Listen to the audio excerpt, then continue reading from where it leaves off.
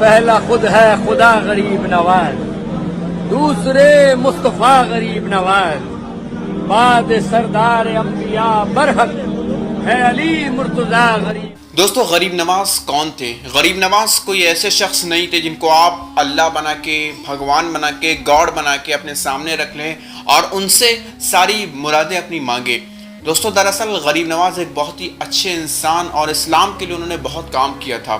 غریب نواز ایک ایسے شخص تھے جو کہ غریبوں کو انہوں نے بہت زیادہ مدد کی تھی۔ جیسے ہی دیکھا کہ یہ غریب لوگ بہت زیادہ پریشان ہیں، بہت زیادہ مصیبت میں ہیں، ان کے لیے انہوں نے بہت کام کیا، ان پہ انہوں نے بہت زیادہ خرچے کیے اور ان کی مدد انہوں نے اپنی پوری جی جان سے کی تھی۔ غریب نواز کا سٹیٹس بہت زیادہ تھا، لیکن جیسے ان کا انتقال ہوا، لوگوں نے کیا کیا؟ کچھ بیوقوف جاہل لوگوں نے ان کو اپنا بھگوان بنا لیا، ان کو اپنا گاڈ بنا لیا۔ اب ساری مرادیں وہ ان سے مانگتے ہیں اور وہ سوچتے ہیں کہ اب جو بھی وہ مانگ رہے ہیں وہ ان کو دے دیں گے، غریب نواز جی ان کو دے دیں گے، جن کو معین الدین چشتی بھی کہا جاتا ہے، وہ ایک اللہ کے بہت بڑے ولی بھی کہے جاتے ہیں، وہ ان کو دے دیں گے۔ جیسی اگر کسی کا انتقال ہو جاتا ہے تو سارا کھیل ختم، اب وہ خود محتاج ہو گیا ہے، ہمارا محتاج، ہماری دعاؤں کا محتاج، ہمارے کہہ سکتے ہیں کہ جو بھی ہم دعا کرتے ہیں، جو بھی ہم قرآن وغیرہ پڑھتے ہیں، ان کو بخشتے ہیں، وہ سب محتاج ہو گئے ہیں ہمارے۔ لیکن ہم نے کیا کر لیا ہے کہ جیسی ان کا انتقال ہوا، ان کی مزاریں بنا لی، ان کے نام سے اب سب کچھ لٹایا جا رہا ہے۔ ایک درگاہ بنا لی گئی ہے اور ایک غریب نواز کے نام سے، مطلب ان کے پاس لوگ جا رہے ہیں، ان سے فریاد مانگ رہے ہیں، اللہ تعالیٰ کا کوئی ذکر ہے ہی نہیں، اللہ تعالیٰ کچھ ہے ہی نہیں۔ کیسے گھٹیا سوچ اور کیسے گھٹیا لوگ موجود ہیں۔ اپنے آپ کو دیکھیے، آپ کو اللہ تعالیٰ کے سوا کسی سے نہیں مانگنا، آپ کو یہ پتہ ہونا چاہیے کہ آپ کون ہیں، آپ کو پیدا کس نے کیا ہے۔ اگر آپ اس چیز کو نہیں جانتے، اس چیز کو نہیں سمجھتے ہیں، تو قسم سے آپ بڑی گمراہی میں چلے جائیں گے۔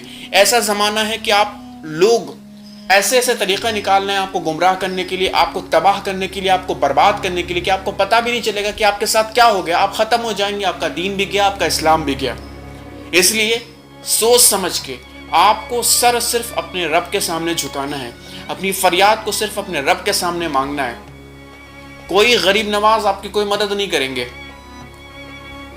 یا کوئی بہت بڑا بادشاہ بھی، آپ ان کو اس قابل نہیں سمجھ سکتے کہ آپ ان کے سامنے سر جھکائیں اور وہ آپ کی مدد کر دیں۔ مدد کرنے والی ذات صرف اللہ کی ہے۔ اللہ تعالیٰ کسی کو ذریعہ ضرور بنا سکتا ہے، لیکن اس طریقے کی جاہل پنے والی حرکت، ان کے سامنے مانگنا، ان کو اللہ سمجھنا، ان کو نبی سمجھنا، لوگ کتنے زیادہ گر گئے ہیں پیسوں کے چکر میں، جا کے کتنا زیادہ وہ پیسہ برباد کرتے ہیں اس جگہ پہ کہ میری مراد پوری ہو جائے گی، میرا یہ پورا ہو جائے گا۔ ان کو اصل میں پیشنس ہے ہی نہیں۔ اللہ تعالیٰ سے مانگتے ہیں تو اگر کبھی لیٹ لگ جاتی ہے، ان کو کچھ نہیں ملتا، تو وہ سمجھتے ہیں کہ اب ختم کھیل، اب میں جاؤں گا مزار پہ چادر چڑھاؤں گا، ان سے مانگوں گا تو میری مراد پوری ہو جائے گی۔ ان کو یہ لگتا ہے کہ اللہ تعالیٰ میری بات سن نہیں رہا۔ اتنے زیادہ مطلب گمراہی پھیل گئی ہے ہمارے بیچ اور ہم سب کے بیچ میں۔ دوستو پلیز اللہ تعالیٰ کے واسطے اللہ سے مانگیے، صرف اللہ سے مانگیے، اللہ آپ کے سنے گا۔ تہجد میں مانگیے، رو رو کے مانگیے۔ اس کے سوا آپ اگر کسی سے مانگتے ہیں، کسی کے سامنے سر جھکاتے ہیں، گھٹنا ٹیکتے ہیں، تو پھر آپ سے بڑا بیوقوف کوئی نہیں ہوگا۔ آپ کا ایمان بھی چلا جائے گا اور آپ کی آخرت بھی برباد ہو جائے گی۔